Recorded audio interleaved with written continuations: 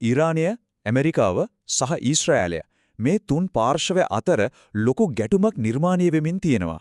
මේක යුද්ධයක් දක්වා දුරදිග යන්නත් ඉඩ තියෙනවා.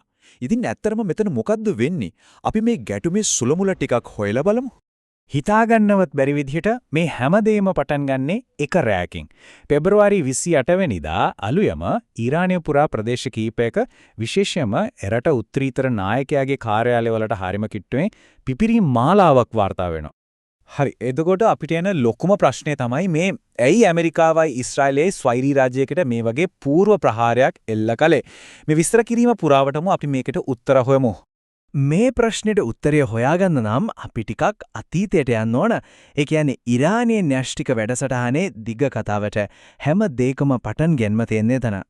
2005 ලෝක බලවතුනුයි ඉරානයයි එකතු වෙලා වැදගත් ගිවිසුමක් අත්සන් කරනවා. ඒකට තමයි කියන්නේ JCPOA කියලා.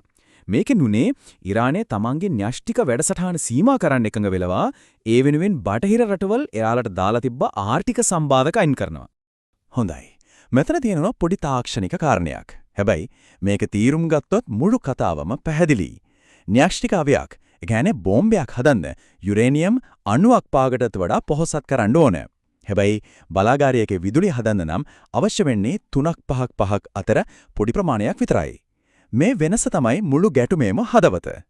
ඉතින් අර JCPOA ගිවිසුමෙන් ඉරානයට අවසර දුන්නේ අර ආරක්ෂිත සීමාවේ ඉන්න විතරයි. ඒ කියන්නේ යුරේනියම් පොහොසත් කරන්න පුළුවන් වුණේ උපරිම 3.67% විතරයි.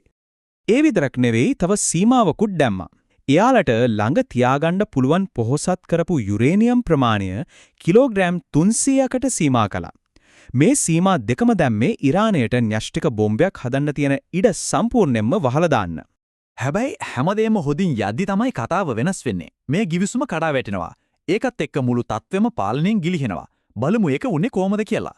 ඉතින් බලන්නකො මොකද වුනේ කියලා. 2015 දී ගිවිසුම අත්සන් කරනවා. හැමදේම හොඳයි. හැබැයි 2008 දී ඇමරිකාව එකපාරටම මේ ගිවිසුමෙන් අයින් වෙලා ඉරානයට ආයෙත් දරුණු සම්බාධක දානවා. ඉතින් ඉරානය මොකද කරන්නේ? එයාලත් ප්‍රතිචාර විදියට න්‍යෂ්ටික වෙනසටහන ආයෙත් වේගවත් කරනවා. දැන් තමයි තත්ත්වය භයානක වෙන්නේ. අද වෙනකොට ඉරානය යුරේනියම් පොහොසත් කරන මට්ටම කීයද ගන්නවද? 60%යි. මතකනේ ගිවිසුමේ තිබ්බේ 3.67%යි. මේක කොච්චර ලොකු භයානක පැනීමක්ද කියලා හිතන්නකෝ. ඒ විතරක් නෙවෙයි එයාලා ගබඩා කරගෙන ඉන්න යුරේනියම් තොගයක් කිලෝග්‍රෑම් 400 පැනලා. සරලවම කියනවා නම් ගිවිසුමේ තිබ්බ ආරක්ෂිත සීමා දෙකම දැන් නැහැ.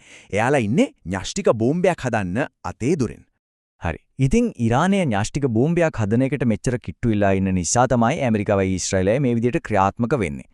එනම් එයාලගේ ඇත්තම අරමුණ මොනවාද? ප්‍රධාන වශයෙන් අරමුණු තුනක් තියෙනවා. පළවෙනි එක ඉරානයේ දැන් තියෙන පාලනය වෙනස් කරන එක. දෙවෙනි එක ඉරානයට බල කරනවා න්‍යෂ්ටික වැඩසටහන සම්පූර්ණයෙන්ම නවත්තන්න කියලා.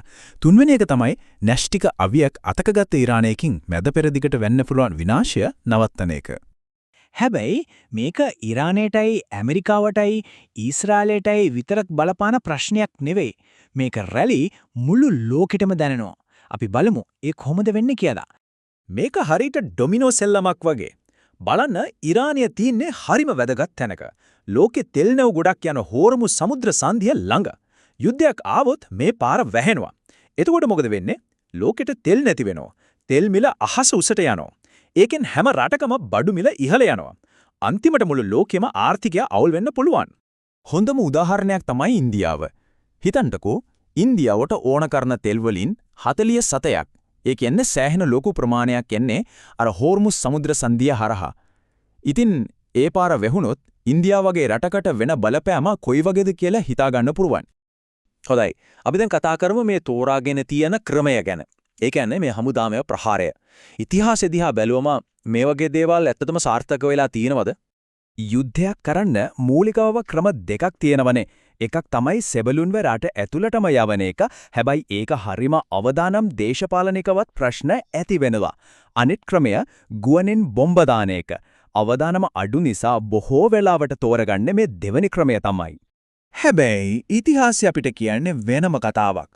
බලන්න ඉරාකයට වුණ දේ. සදාම් හුසේන්ව අයින් කළා. හැබැයි ඊට පස්සේ රටේ ඇති වුණේ අවුරුදු ගානක අස්ථාවර බවක්. සිරියාවට බාහිරින් බෝම්බ දාලා සිවිල් යුද්ධයේ තව දරුණු වුණා මිසක් විසඳුමක් ලැබුණේ නැහැ. ඇෆ්ගනිස්තානයේ අවුරුදු 20ක් හිටියට පස්සෙත් අන්තිමට උනේ තාලිබාන් සංවිධානය ආයෙත් බලයට එන එක. ඉතින් ඉතිහාසය අපිට නැවත නැවතත් එකම පාඩම කියලා දෙනවා. ඒ තමයි බාහිරින් ප්‍රහාරයක් එල්ල කරලා දෘඪ මතධාරී පාලනයක් දුර්වල කරන්න බෑ. ඇත්තටම වෙන්නේ ඒ පාලනයට අපේ රටට සත්තු පහර දෙනවා කියලා ජාතිකවාදයේ අවුස්සලා Tamanගේ බලය තව තහවුරු කරගන්න අවස්ථාවක් ලැබෙන එක. එහෙනම් අපි ආයතර මුලින්ම අහපු ප්‍රශ්නෙට එනවා මේ වගේ බාහිර මැදිහත් තීම් වලින් ඇත්තටම වෙන්නේ තර්ජනයක් නවතින එකද නැත්නම් ඒ තර්ජනය තවත් ශක්තිමත් වෙන එකද? මේක තමයි මේ මුළු ගැටුමේම හදවතේ තියෙන උත්තරයක් හොයාගන්න අමාරුම ප්‍රශ්නය.